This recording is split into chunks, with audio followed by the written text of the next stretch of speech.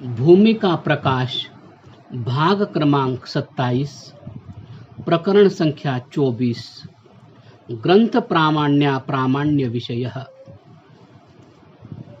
जो ग्रंथ सृष्टि के आदि से अब तक पक्षपात और राग द्वेष रहित विद्वानों ने स्वतः प्रमाण और परतः प्रमाण माने हैं, उनका उल्लेख करते हैं। वेद ईश्वर के रचे हुए हैं। ईश्वर सर्वज्ञ, सर्वविद्यायुक्त तथा सर्वशक्तिमान है, अतः उसका कथन ही निर्भ्रम एवं स्वतः प्रमाण के योग्य है। जीव सर्वविद्यायुक्त और सर्वशक्तिमान नहीं होते, अतः उनके ग्रंथ वेदों के अनुकूल होने से परतः प्रमाण होते हैं। वेद विषय में जहाँ कहीं प्रमाण की आवश्यकता हो, वहाँ सूर्य और दीपक के समान वेदों का प्रमाण लेना ही उचित है। जैसे सूर्य और दीपक अपने ही प्रकाश से प्रकाशमान होकर अन्य द्रव्यों को भी प्रकाशित कर देते हैं, वैसे ही वेद भी अपने प्रकाश से प्रकाशित होकर अन्य ग्रंथों का भी प्रकाश करते हैं। इससे यह सिद्ध हुआ कि जो ग्रंथ वेदों के विरुद्ध हैं, वे प्रमाण व स्वीकार करने योग्य नहीं होते, और वेदों का अन्य ग्रंथों से विरोध भी हो तब भी वे अप्रामाणिक नहीं हो सकते, क्योंकि वे तो अपने ही प्रमाण से प्रमाणयुक्त हैं। आयतरेय, शतपथ आदि ब्राह्मण ग्रंथ जो वेदों के अर्थ और इतिहास आदि से युक्त बनाए हुए हैं, वे सब परतः प्रमाण हैं। वेदों की 1127 शाखाएं भी वेदों के व्याख्यान होने से परतः प्रमाण हैं। इसी प्रकार आयुर्वेद अर्थात वैद्यक शास्त्र, धनुर्वेद अर्थात शस्त्र अस्त्र विद्या के विधान युक्त राजविद्या, गांधर्व वेद अर्थात गान विद्या, अर्थवेद अर्थात शिल्प शास्त्र, ये चारों उपवेद भी परतः प्रमाण हैं। शिक्षा, कल्प, व्याकरण, निरुक्त, छंद, ज्योतिष, वेदों के 6 अंग तथा पूर्व मीमांसा, वैशेषिक, न्याय, योग, सांख्य और वेदांत शास्त्र, ये 6 शास्त्र अथवा उपांग भी परतः प्रमाण है।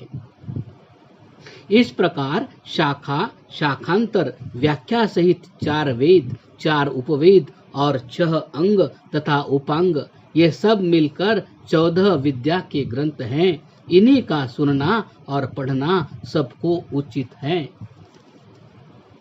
रुद्रयामाल आदि तंत्र ग्रंथ, ब्रह्मवैवर्त आदि पुराण, सूर्यगाथा आदि उपपुराण, मनुस्मृति के प्रक्षिप्त श्लोक और उससे पृथक सब स्मृति ग्रंथ, व्याकरण विरुद्ध कौमुदी आदि, धर्मशास्त्र विरुद्ध निर्णय सिंधु आदि, वैशेषिक न्याय शास्त्र विरुद्ध तर्क संग्रह आदि, हठ दीपिका, पंचदशी, योग वासिष्ठ, मुहूर्त चिंतामणि आदि ग्रंथ सब मनुष्यों को त्याज्य हैं। देखो, तंत्र ग्रंथों में ऐसे ऐसे श्लोक हैं। मध्यम मासंच मीनंच मुद्रा मैथुनमेव च एते पंचमकाराश्च मोक्षदाहि युगे युगे। अर्थात मद्य शराब पीना, मांस मच्छी खाना, मुद्रा अर्थात सबके साथ इकट्ठे बैठ के रोटी बड़े आदि उड़ाना, कन्या बहन माता और पुत्र वधू आदि के साथ भी मैथुन कर लेना, ये 5 मकार मुक्ति को देने वाले हैं। ऐसी कथाएं वेदादि शास्त्र, युक्ति और प्रमाणों से विरुद्ध होने के कारण श्रेष्ठ पुरुषों के ग्रहण करने योग्य नहीं, क्योंकि मद्यादि सेवन से मुक्ति कभी नहीं हो सकती। हाँ, जान का नाश और दुख रूप नरक की प्राप्ति दीर्घ काल तक प्राप्त होती है। इसी प्रकार ब्रह्मवैवर्त और श्रीमद् भागवत आदि ग्रंथ जो व्यास जी के नाम से संप्रदायी लोगों ने रच लिए हैं, उनमें अनेक मिथ्या कथाएं हैं। जैसे त्वष्टा के पुत्र वृत्रासुर ने देवों के राजा इंद्र को निगल लिया, तब सब देवता भयभीत होकर विष्णु के पास गए। विष्णु ने उसके मारने का उपाय यह बताया कि मैं समुद्र के फेन में प्रविष्ट हो जाऊंगा, तुम लोग उस फेन को उठाकर वृत्रासुर को मारना, वह मर जाएगा। यह पागलों का प्रलाप है। सत्य ग्रंथों में यह कथा इस रूप में है। इंद्रस्य नु वीर्याणि प्रवोचम यानि चकार प्रथमाणि वज्री अहन्न हिमन वस्पस्तरद प्रवक्षणा अभिनत पर्वताणाम। ऋग्वेद। यहाँ सूर्य का नाम इंद्र है। उसके किए हुए पराक्रमों को हम लोग कहते हैं। वह अपने किरणों से वृत्र अर्थात मेघ को मारता है। जब वह मरकर पृथ्वी पर गिर पड़ता है तब अपने जलरूप शरीर को सब पृथ्वी में फैला देता है। फिर उससे अनेक बड़ी बड़ी नदी परिपूर्ण होकर समुद्र में जा मिलती है। जिस समय इंद्र मेघ रूप वृत्रासुर को मारकर आकाश से पृथ्वी में गिरा देता है तब वह पृथ्वी में सो जाता है।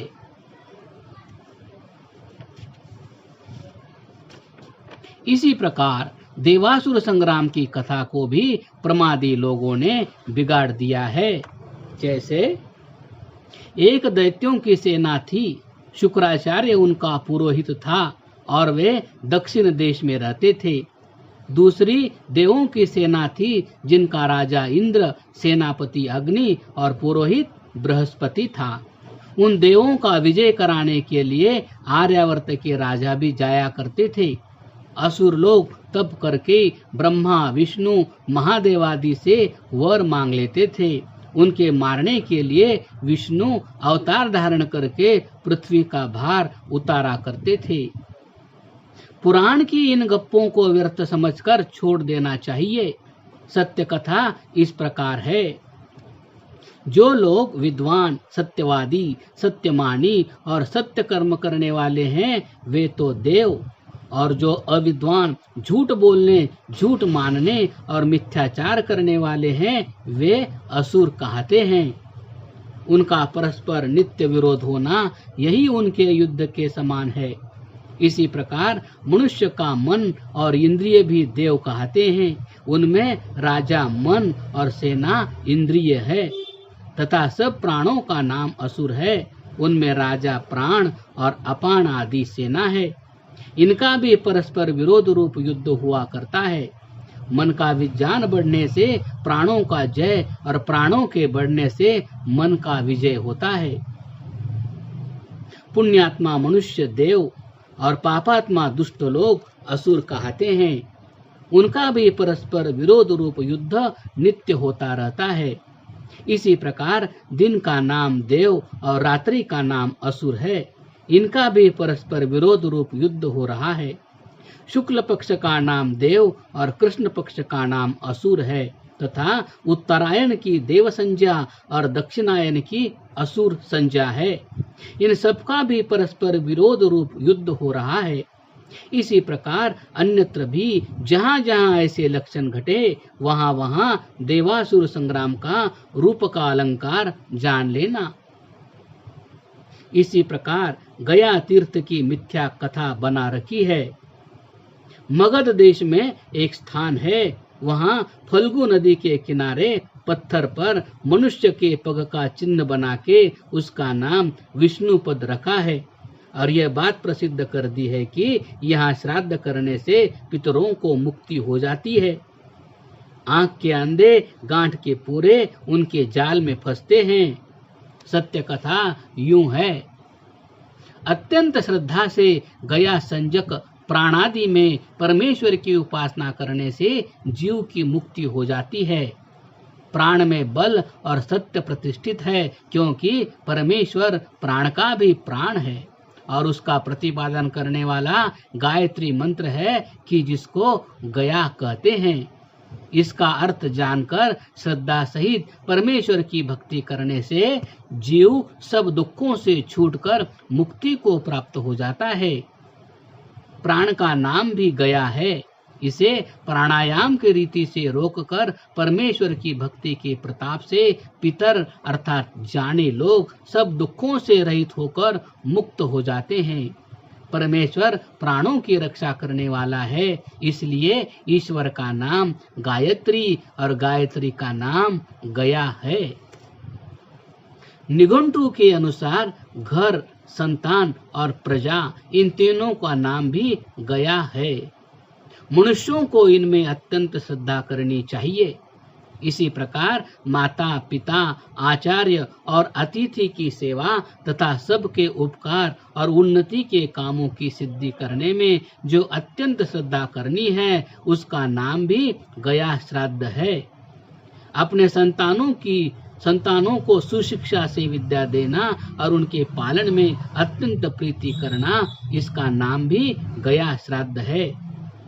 धर्म से प्रजा का पालन, सुख की उन्नति, विद्या का प्रचार, श्रेष्ठों की रक्षा, दुष्टों को दंड देना और सत्य की उन्नति आदि धर्म के काम करना, ये सब मिलकर अथवा पृथक पृथक गया श्राद्ध कहते हैं। सब जगत के निर्माता व्यापक परमेश्वर का नाम विष्णु है। भगवान अपने पाद अर्थात प्रकृति, परमाणु आदि सामर्थ्य के अंशों से सब जगत की 3 स्थानों में स्थापन करके धारण कर रहा है। ऐसे परमात्मा को विष्णु पद कहते हैं। यास्क मुनि के अनुसार सर्वव्यापक परमेश्वर ने यह सब जगत बनाकर इसमें 3 प्रकार की रचना दिखलाई है, जिससे मोक्ष पद की प्राप्ति होती है।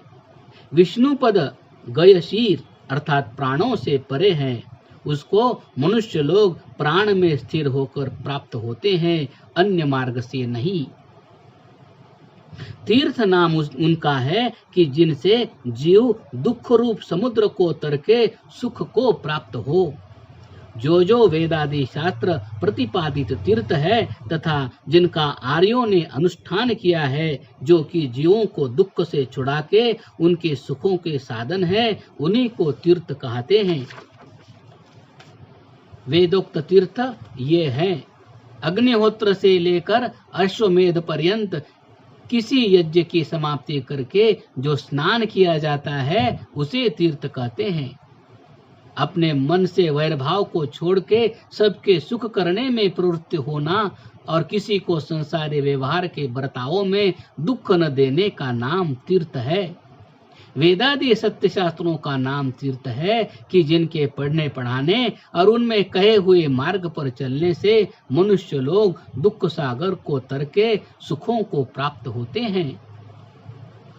वेदादि शास्त्रों को पढ़ाने वाले आचार्य वेदादि शास्त्रों तथा माता पिता और अतिथि का नाम तीर्थ है, क्योंकि उनकी सेवा करने से जीवात्मा शुद्ध होकर दुखों से पार हो जाता है।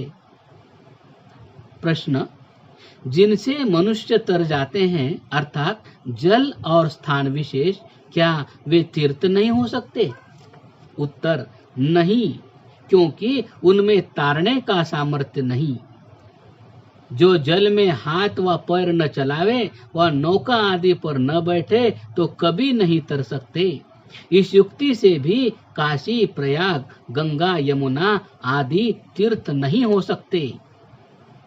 प्रश्न: इमं में गंगे यमुने, इस मंत्र में गंगा आदि नदियों को तीर्थ कहा है, फिर इनको तीर्थ क्यों नहीं मानते? उत्तर: हम लोग उनको नदी मानते हैं और उनके जल में जो गुण है उनको भी मानते हैं, परंतु पाप छुड़ाना और दुखों से तारना यह उनका सामर्थ्य नहीं। यह सामर्थ्य तो केवल पूर्वोक्त तीर्थों में ही है। इस मंत्र में गंगा आदि नाम इड़ा, पिंगला, सुषुम्ना, कूर्म और जठराग्नि की नाड़ियों के हैं।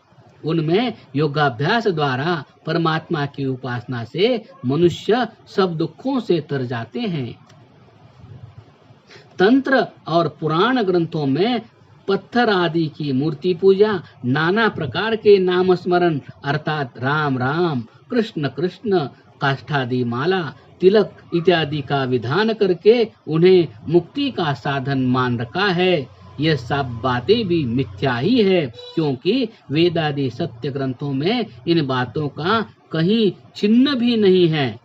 हाँ, निषेध तो है, जैसे न तस्य प्रतिमा अस्ति, उस परमेश्वर की प्रतिमा अर्थात नाप का साधन तथा प्रतिबिंब व सदृश अर्थात जिसको तस्वीर कहते हैं, वह किसी प्रकार नहीं है। वह मूर्ति रहित, अनंत, सीमा रहित और सब में व्यापक है। इससे निराकार की ही उपासना सब मनुष्यों को करनी चाहिए। अल्पबुद्धि मनुष्यों ने आकृष्णेन रजसा उद्बुद्धस्वाग्ने शन्नो देवी इत्यादि मंत्रों को नवग्रह पूजा और ग्रह पीड़ा की शांति के लिए ग्रहण किया है। यह भी उनका भ्रम है। इन मंत्रों का नवग्रह पूजा और ग्रह पीड़ा निवारण से कोई संबंध नहीं। प्रकरण संख्या 24 ग्रंथ प्रामाण्य विषय समाप्त।